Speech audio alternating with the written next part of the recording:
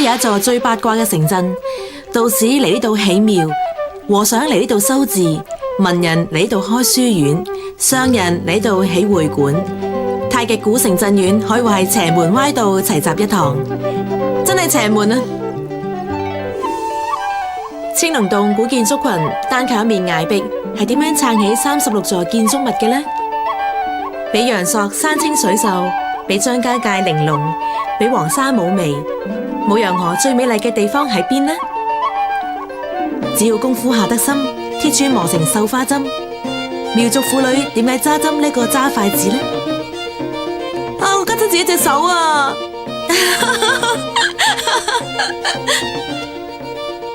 苗族喺吊腳樓，布依族喺石頭屋。三隻小豬嘅故事話俾我哋知，得石頭屋係大野狼吹都吹唔冧，係咪真係咁？而家就跟住我哋行入石頭寨，順住舞陽河，行遍萬里路。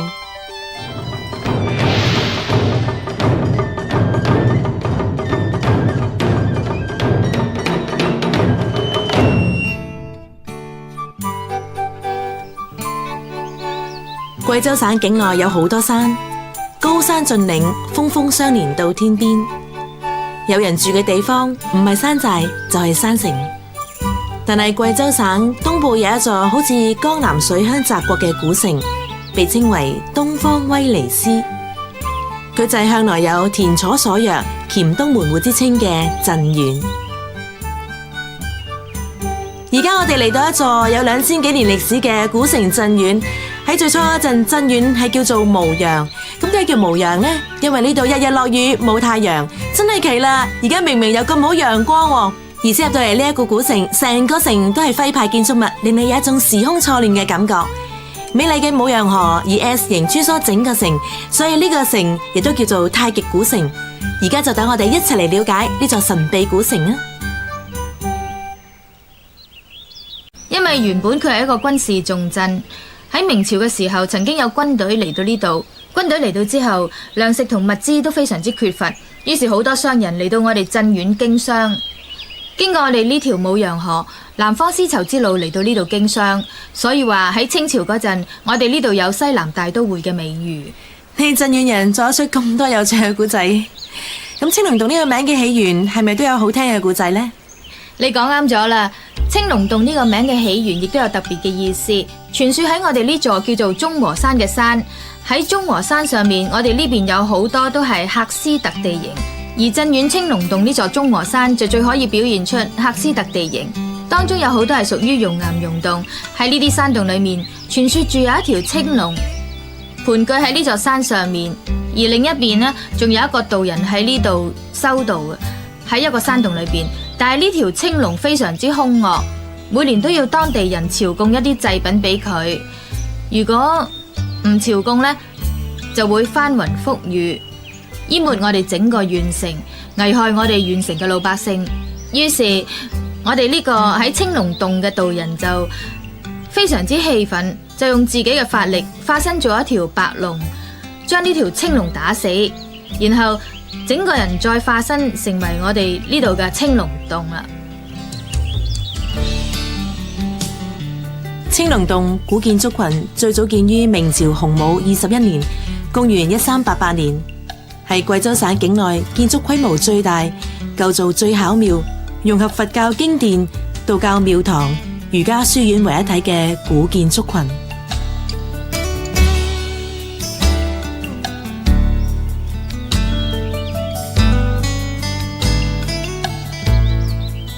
過咗竹勝橋就可以到青龍洞古建築群。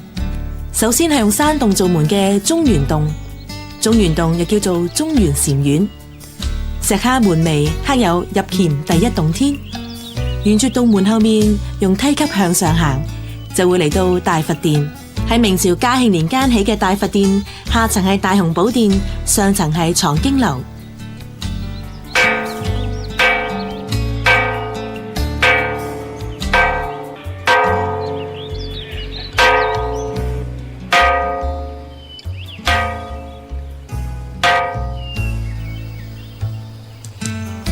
大佛殿有面山崖，有一個有3個洞口嘅天然溶洞，就係中元洞。傳說張三豐曾經喺呢度修行過，洞裏面呢塊平台就係張三豐瞓嘅床。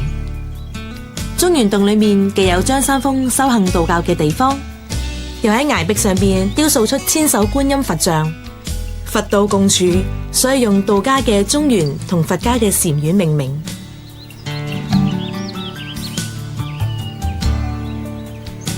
小泉啊，我知道呢棵呢就係非常有名嘅桂子樹，佢上面掛咗咁多紅絲帶，係咪啲人喺度祈求早生貴子啊？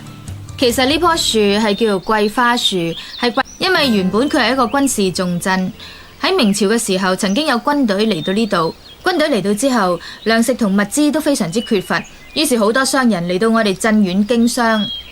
經過我哋呢條舞陽河、南方絲綢之路嚟到呢度經商，所以話喺清朝嗰陣，我哋呢度有西南大都會嘅美譽。你鎮縣人做得出咁多有趣嘅故仔，咁青龍洞呢個名嘅起源係咪都有好聽嘅故仔呢？你講啱咗啦，青龍洞呢個名嘅起源亦都有特別嘅意思。傳說喺我哋呢座叫做中和山嘅山，喺中和山上面，我哋呢邊有好多都係喀斯特地形。而鎮縣青龍洞呢座中和山就最可以表現出喀斯特地形，當中有好多係屬於熔岩溶洞。喺呢啲山洞裏面，傳說住有一條青龍盤踞喺呢座山上面，而另一邊呢，仲有一個道人喺呢度修道嘅，喺一個山洞裏邊。但係呢條青龍非常之兇惡，每年都要當地人朝貢一啲祭品俾佢，如果唔朝貢呢，就會翻雲覆雨，淹沒我哋整個縣城，危害我哋縣城嘅老百姓。於是我哋呢個喺青龍洞嘅道人就非常之氣憤，就用自己嘅法力化身做一條白龍，將呢條青龍打死，然後整個人再化身成為我哋呢度嘅青龍洞啦。青龍洞古建築群最早建於明朝洪武21年，公元1388年，係貴州省境內建築規模最大、構造最巧妙、融合佛教經典、道教廟堂、儒家書院為一體嘅古建築群。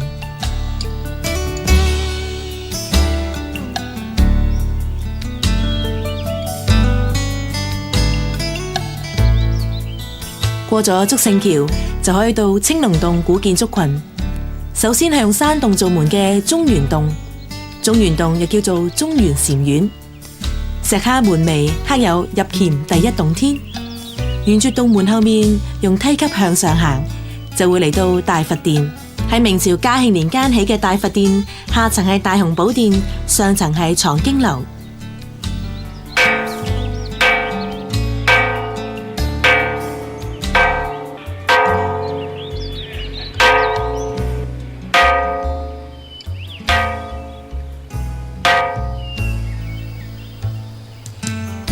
大佛殿有面山崖，有一個有3個洞口嘅天然溶洞，就係中原洞。傳說張三豐曾經喺呢度修行過，洞裏面呢塊平台就係張三豐瞓嘅床。中原洞裏面既有張三豐修行道教嘅地方，又喺崖壁上邊雕塑出千手觀音佛像，佛道共處，所以用道家嘅中原同佛家嘅禪院命名。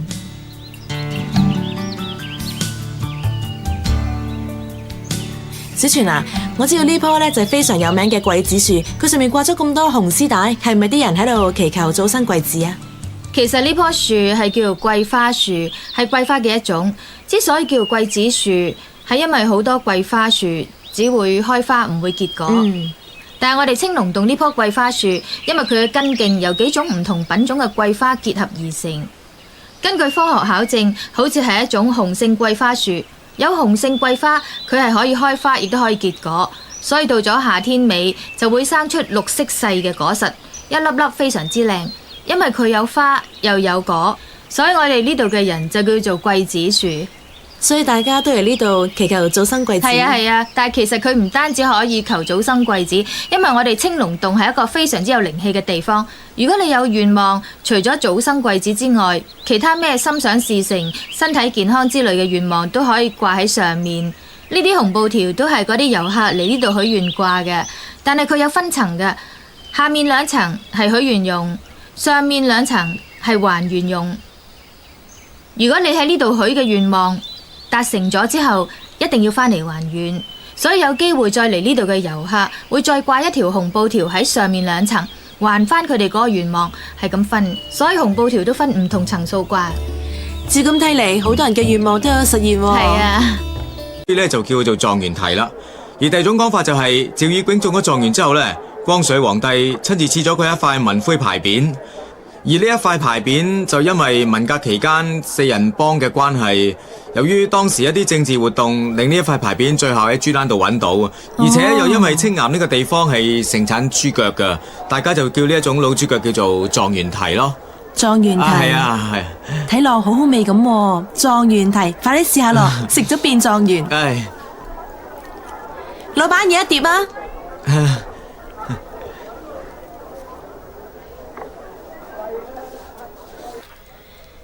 呢一碟油淋淋嘅老豬腳，睇落好似台灣嘅老豬腳。等我嚟試下啲味係咪一樣先。佢切成細細嚿咁，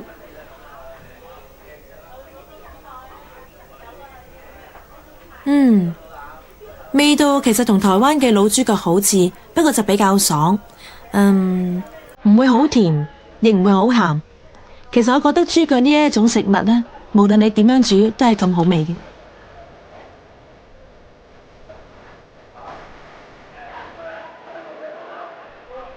青岩豬腳喺貴州可以話冇人唔識，但係有件事就令青岩嘅人好氣憤，就係青岩豬腳唔可以再叫青岩豬腳，因為有外省食品企業將青岩同青岩古鎮呢個名註冊成商標。賣豬腳嘅老闆好激氣咁話：明明就係青岩豬腳啦，點解唔准叫青岩喎？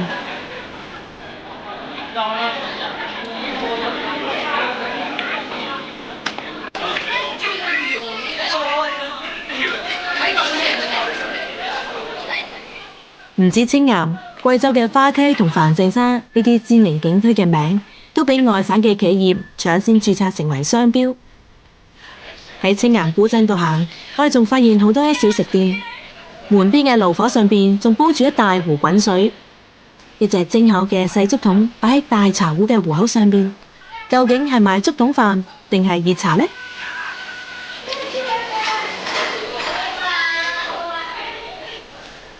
小姐，呢啲係咩粉啊？係米糕啊！米糕啊！擺喺上面蒸有咩用啊？蒸熟佢咯。咁蒸熟之後呢？再加埋呢啲藕粉撈勻佢。係咁要蒸幾耐啊？一陣間就得噶啦。蒸熟之後再撈埋藕粉落去，然後再加啲糖漿落去添。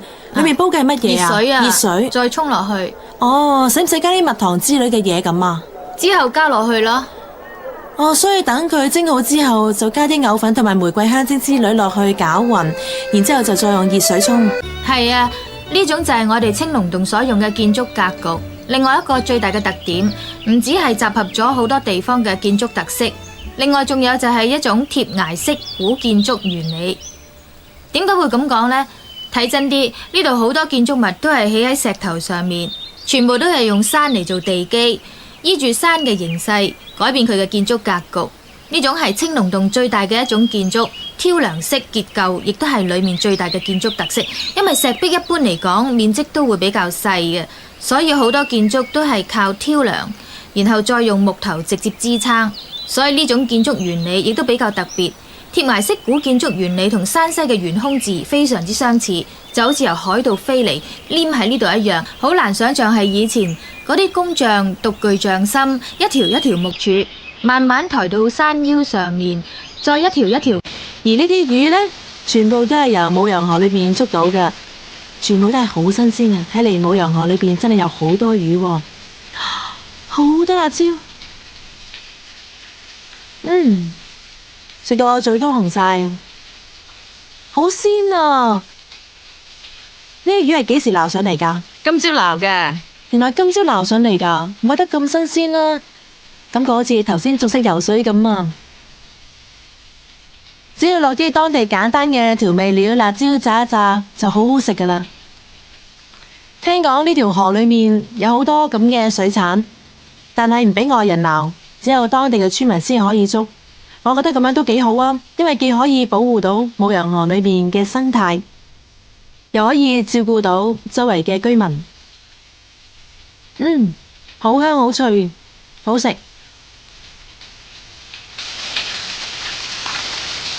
啲都係桃花魚啊！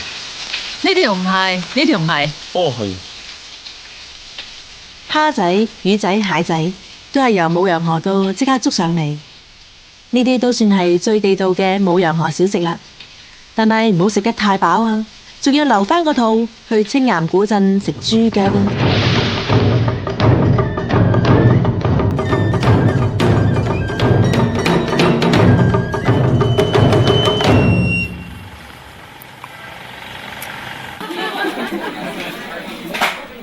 青岩係貴州省4大古鎮之一。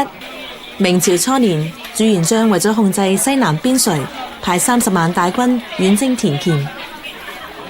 大批軍隊入到黔中腹地屯兵，屯逐漸發展成軍民同住嘅村寨，於是青岩屯演變成青岩堡，到而家已經有600幾年歷史啦。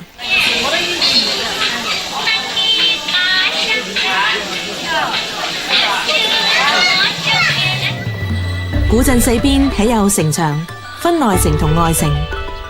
城牆之上有官敵樓、垛口同炮台，但係令青岩聞名天下嘅並唔係軍事戰績，而係出咗貴州第一個狀元趙以迥。旅客嚟到青岩，除咗去狀元府行下，亦會順便一嘗狀元堤嘅美味。融匯喺建築特色裏面。但係由呢度，你就可以見到，可能當地嘅人佢哋本身對萬事萬物都有一種包容嘅態度。所以當地人有一句詩係咁講嘅：山中水中，水在城中，人在畫中，美在其中。講得好，但我要加一句：道士和尚僧尼一齊喺青龍洞敲鐘。當第一洞天，沿住洞門後面用梯級向上行，就會嚟到大佛殿。喺明朝嘉慶年間起嘅大佛殿，下層係大雄寶殿，上層係藏經樓。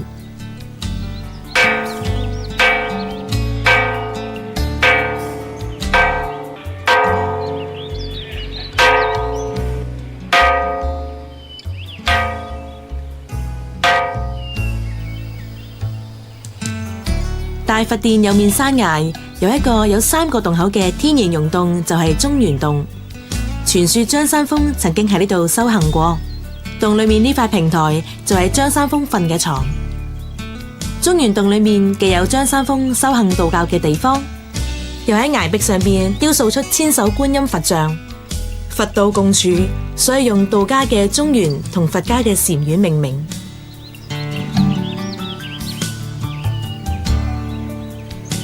小泉啊，我知道呢棵就係非常有名嘅桂子樹，佢上面掛咗咁多紅絲帶，係咪啲人喺度祈求早生貴子啊？其實呢棵樹係叫做桂花樹，係桂花嘅一種。之所以叫做桂子樹，係因為好多桂花樹只會開花唔會結果。但係我哋青龍洞呢棵桂花樹，因為佢嘅根莖由幾種唔同品種嘅桂花結合而成。根據科學考證，好似係一種雄性桂花樹。有雄性桂花，佢係可以開花，亦都可以結果，所以到咗夏天尾就會生出綠色細嘅果實，一粒粒非常之靚。因為佢有花又有果，所以我哋呢度嘅人就叫做桂子樹。所以大家都嚟呢度祈求早生貴子。係啊，但係其實佢唔單止可以求早生貴子，因為我哋青龍洞係一個非常之有靈氣嘅地方。如果你有願望，除咗早生貴子之外，其他咩心想事成、身體健康之類嘅願望都可以掛喺上面。呢啲紅布條都係嗰啲遊客嚟呢度許願掛嘅，但係佢有分層嘅，下面2層係許願用，上面2層係還願用。如果你喺呢度許嘅願望，而家就諗起我哋海上面嘅守護神媽祖。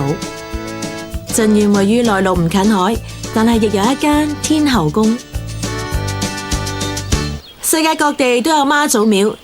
鎮縣雖然位於內陸，但係因為以前水運非常發達，有好多嚟自福建嘅商人聚集呢度，所以佢哋亦喺呢度起咗一座媽祖廟，亦叫天后宮。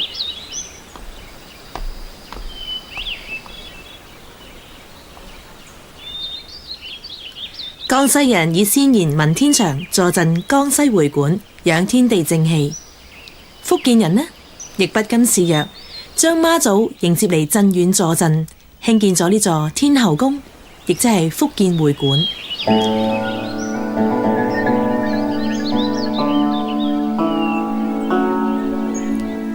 而家天后宮進行緊全面維修，相信唔使幾耐，一座閩南建築風格嘅完整天后宮將再次呈現喺鎮遠人嘅眼前。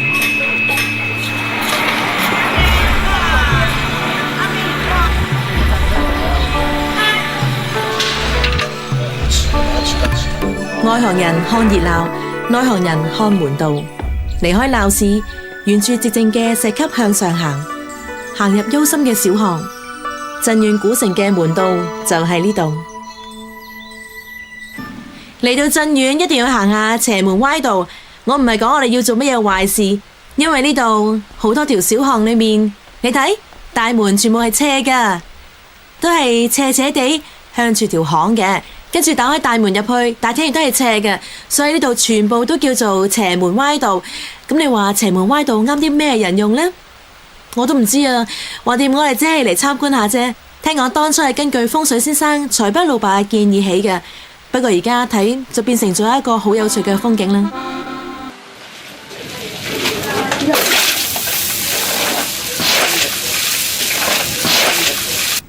我發現雖然我好鍾意食辣，但我發現我好驚嗰種魚腥草。但我點都要試下食㗎。景區係風景最靚嘅一段，風景集中喺鎮遠境內嘅諸葛峽、龍王峽、西峽，統稱為舞陽三峽。下舞陽河風景區同日月潭一樣，其實係一座大型嘅蓄水庫。南河壩將舞陽河截斷，水位提高咗幾十米，集防洪、發電、灌溉、旅遊於一身。遊覽船喺高山峽谷中航行，只聽見空山鳥語，幽谷蟬鳴，仿如世外桃源。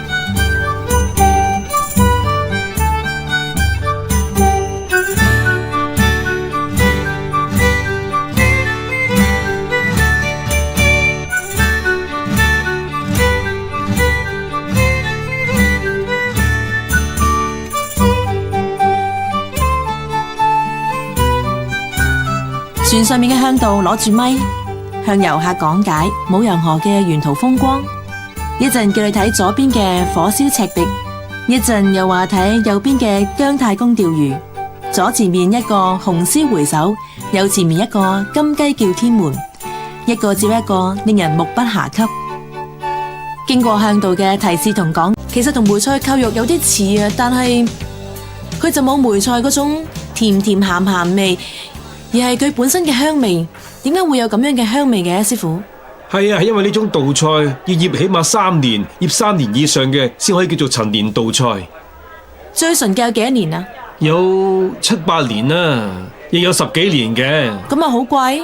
都幾貴噶，醃得越耐，佢嘅價值就越高。佢嘅味道口感亦都越豐富係咪？咁點解佢叫稻菜？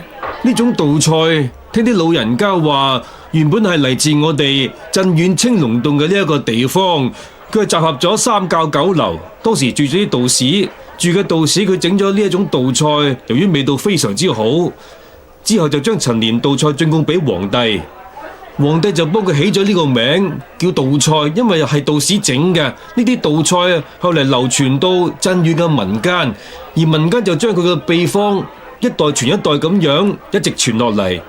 到咗而家，基本上呢度嘅農村每一戶農家，好多人都識得整㗎啦。哦，好普遍嘅，喺鎮遠呢度，佢亦係一味傳統菜式。所以呢種稻菜喺呢度鎮遠先食得到，大家一定要嚟試下，好好食㗎。陳年稻菜嘅做法同口感同客家嘅梅菜好似，可以煮出稻菜扣肉、炒稻菜肉、稻菜丸子、稻菜湯之類幾十個好味嘅菜式。擁有500幾年生產歷史嘅陳年稻菜，早喺明代就遠銷到長江下游同兩廣等地。清朝時候仲做過貢品，味道甘醇，久傳不變，越來越香，係別具一格嘅葉菜。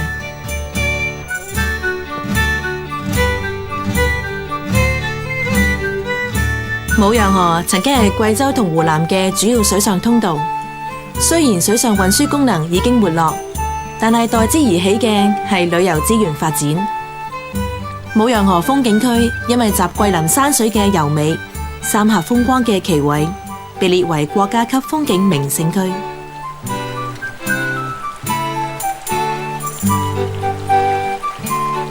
我哋坐嘅船喺風景如畫嘅舞陽河行緊，兩邊翠綠嘅山谷一層一層咁喺我面前出現。舞陽河谷真係非常靚，有好多人話舞陽河谷嘅奇峰險灘唔會差過長江三峽，嗰山清水秀亦不下於陽朔。比起張家界多咗一分玲瓏，比起黃山又多咗一分嫵媚。我哋要睇下呢個幽深嘅舞陽河谷係咪真係好似傳說中咁靚？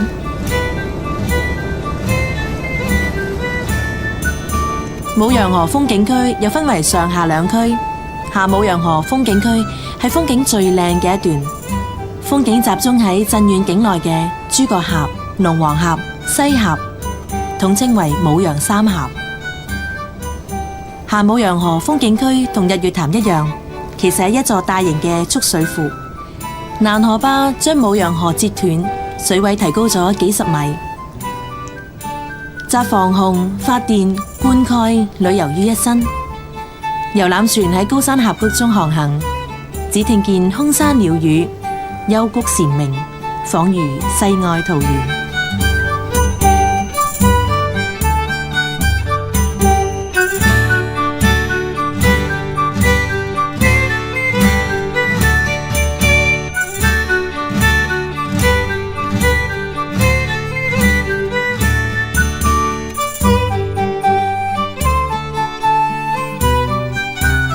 船上面嘅向導攞住咪，向遊客講解舞陽河嘅沿途風光。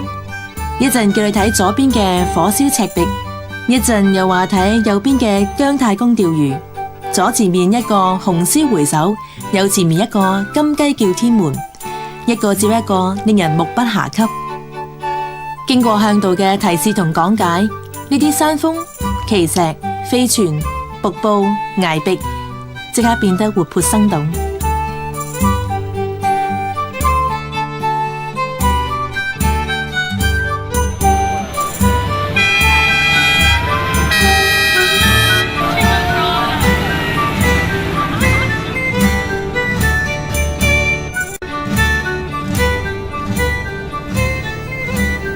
大家睇到我身後面呢塊奇石，就係舞陽河一個非常有名嘅景點孔雀峰。點解會叫做孔雀峰嘅？咁係因為佢嘅外形好似一隻孔雀咁。你睇下，佢比較矮嘅嗰條石柱徑高係40米，睇落就好似一隻孔雀嘅頭。佢後面高嘅嗰條石柱呢，徑高有54米，就係孔雀嘅尾，亦即係孔雀嘅屏。因為咁好似孔雀，所以就叫做孔雀開屏。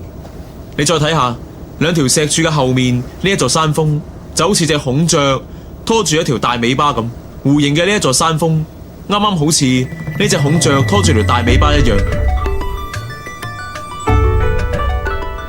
大陸著名作詞家喬羽喺遊覽舞陽河嗰陣，喺遊覽船上邊即興作詩：也曾舞陽泛輕舟，青山嫵媚水溫柔。照影時見鳳擺尾，臨波又見龍抬頭。望住大自然嘅鬼斧神工，如詩如畫嘅山水，真係令人有一種舟行碧波上，人在畫中遊嘅感覺。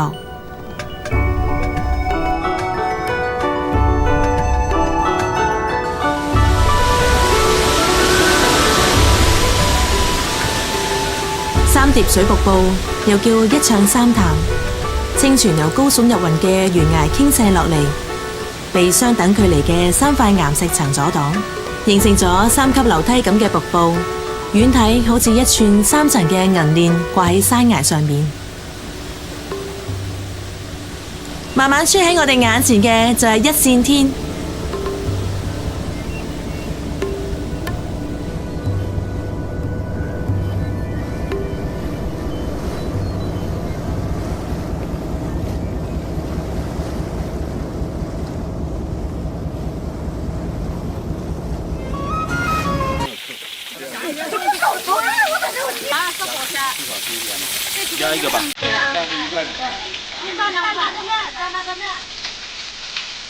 由遊覽船落嚟，一路所見嘅都係當地村民喺路嘅旁邊賣炸魚仔啊、蝦仔啊，仲有蟹仔。而呢啲魚呢，全部都係由舞陽河裏邊捉到嘅，全部都係好新鮮嘅。睇嚟舞陽河裏邊真係有好多魚喎，好多辣椒。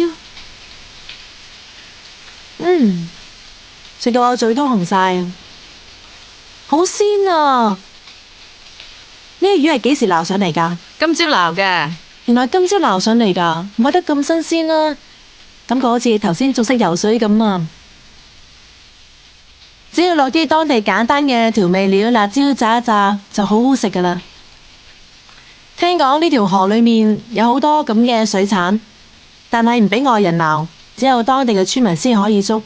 我覺得咁樣都幾好啊，因為既可以保護到舞陽河裏面嘅生態，又可以照顧到周圍嘅居民。好香好脆，好食。呢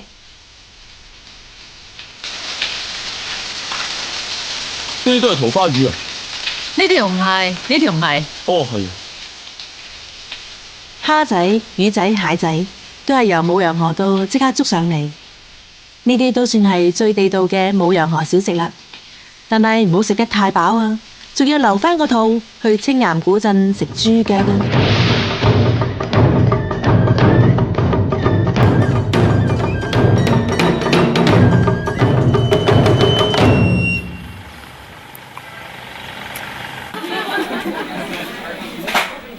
青岩係貴州省4大古鎮之一。明朝初年，朱元璋為咗控制西南邊陲，派30萬大軍遠征田黔。大批軍隊入到黔中腹地屯兵，屯逐漸發展成軍民同住嘅村寨，於是青岩屯演變成青岩堡，到而家已經有600幾年歷史啦。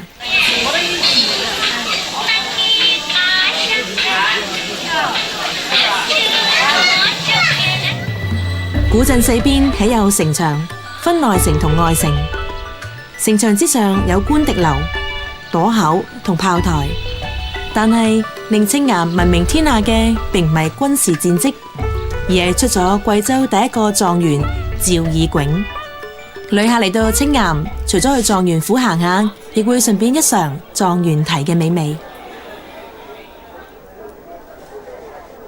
王仔啊，點解呢條舊街四圍都係賣緊老豬腳嘅？係咪本地人重視養顏呢？可能都有啲關係嘅，但係最主要嘅原因呢，係因為老豬腳係當地一種非常具有特色嘅小食嚟噶。呢一種老豬腳呢，有一個非常好聽嘅名，叫做狀元蹄。其實關於狀元蹄嘅起源呢，當地有2種講法噶。第一呢，就係因為呢個青岩古鎮呢，出咗雲南2省第一個文狀元趙以迥。而當地嘅民間呢，就有傳說就話趙以迥係非常中意食呢一種老豬腳，所以呢就叫佢做狀元蹄啦。而第2種講法就係趙以迥中咗狀元之後呢，光緒皇帝親自賜咗佢一塊文徽牌匾，而呢一塊牌匾就因為文革期間4人幫嘅關係，由於當時一啲政治活動，令呢一塊牌匾最後喺豬欄度揾到，而且又因為青岩呢個地方係盛產豬腳噶，大家就叫呢一種老豬腳叫做狀元蹄咯。狀元蹄係啊，睇落好好味咁喎。狀元蹄，快啲試下咯，食咗變狀元。老闆要一碟啊！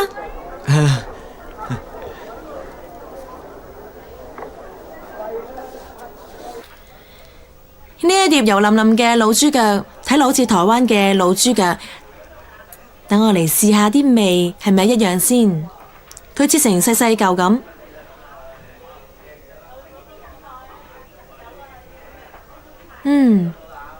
味道其實同台灣嘅老豬腳好似，不過就比較爽。唔會好甜，亦唔會好鹹。其實我覺得豬腳呢一種食物呢，無論你點樣煮都係咁好味嘅。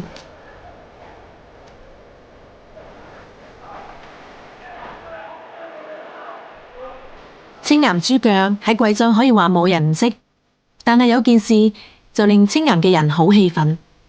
就係青岩豬腳唔可以再叫青岩豬腳，因為有外省食品企業將青岩同青岩古鎮呢個名註冊成商標。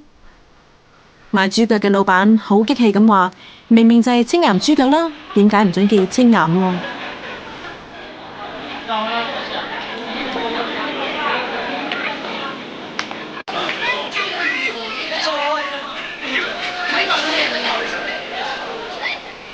唔止青岩，貴州嘅花溪同梵淨山呢啲知名景區嘅名，都俾外省嘅企業搶先註冊成為商標。喺青岩古鎮度行，我哋仲發現好多小食店，門邊嘅爐火上邊仲煲住一大壺滾水，一隻蒸口嘅細竹筒擺喺大茶壺嘅壺口上邊，究竟係賣竹筒飯定係熱茶呢？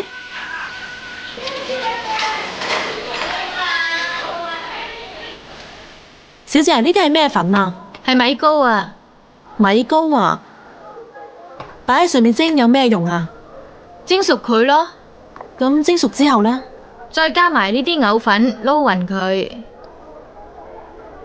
係咁要蒸幾耐啊？一陣間就得噶啦。蒸熟之後再撈埋藕粉落去，啊然後再加啲糖漿落去添。裏面煲嘅係乜嘢啊？熱水啊！熱水。再沖落去。哦，使唔使加啲蜜糖之類嘅嘢咁啊？之後加落去咯。哦，所以等佢蒸好之後，就加啲藕粉同埋玫瑰香精之類落去攪勻，然之後就再用熱水沖。糕巴稀飯嘅做法係將糯米粉放入細竹筒裏面，再將竹筒擺喺大茶壺嘅壺口上面。當熱氣穿過糕巴，有白煙冒出，就表示糕巴蒸熟咗。另一方面，用水壺嘅滾水將藕粉沖成糊狀，就變成稀飯。再將啲雪白嘅糕巴放落去，淋啲玫瑰糖，再加啲芝麻、合桃。其實同梅菜扣肉有啲似啊，但係佢就冇梅菜嗰種甜甜鹹鹹味，而係佢本身嘅香味。點解會有咁樣嘅香味嘅，師傅？係啊，係因為呢種稻菜要醃起碼3年，醃3年以上嘅先可以叫做陳年稻菜。最純嘅有幾多年啊？有7、8年啦，亦有10幾年嘅。咁啊好貴？都幾貴㗎，醃得越耐，佢個價值就越高。佢嘅味道口感亦都越豐富。係。咁點解佢叫稻菜？呢種稻菜，聽啲老人家話，原本係嚟自我哋鎮遠青龍洞嘅呢一個地方，佢係集合咗3教9流，當時住咗啲道士，住嘅道士佢整咗呢一種稻菜，由於味道非常之好，之後就將陳年稻菜進貢俾皇帝。皇帝就幫佢起咗呢個名叫稻菜，因為係道士整嘅。呢啲稻菜後嚟流傳到鎮遠嘅民間，而民間就將佢嘅秘方一代傳一代咁樣一直傳落嚟。到咗而家基本上呢度嘅農村每一戶農家好多人都識得整㗎喇。哦，好普遍嘅，喺鎮遠呢度，佢亦係一味傳統菜式。所以呢種稻菜喺呢度鎮遠先食得到，大家一定要嚟試下，好好食㗎。陳年稻菜嘅做法同口感同客家嘅梅菜好似，可以煮出稻菜扣肉、炒稻菜肉、稻菜丸子、稻菜湯之類幾十個好味嘅菜式。擁有500幾年生產歷史嘅陳年稻菜，早喺明代就遠銷到長江下游同兩廣等地。清朝時候仲做過貢品，味道甘醇，久傳不變，越來越香，係別具一格嘅葉菜。所以就收藏，一見就買。我自己可以唔買衫，我亦都冇其他嘅嗜好，只係想買呢啲衫嚟到收藏，據為己有。所以就收藏咗一大批苗族嘅服飾啦。哦，咁儲得耐，而家唔想得自己一個人欣賞，於是我哋就租咗呢一間屋，用佢嚟展覽俾大家睇。呢度有2層高喎。係啊，上面仲有1層，仲有3間展館。咁你樓上嗰啲精品有冇咩保安措施啊？我哋嘅保安就係嗰隻狗仔。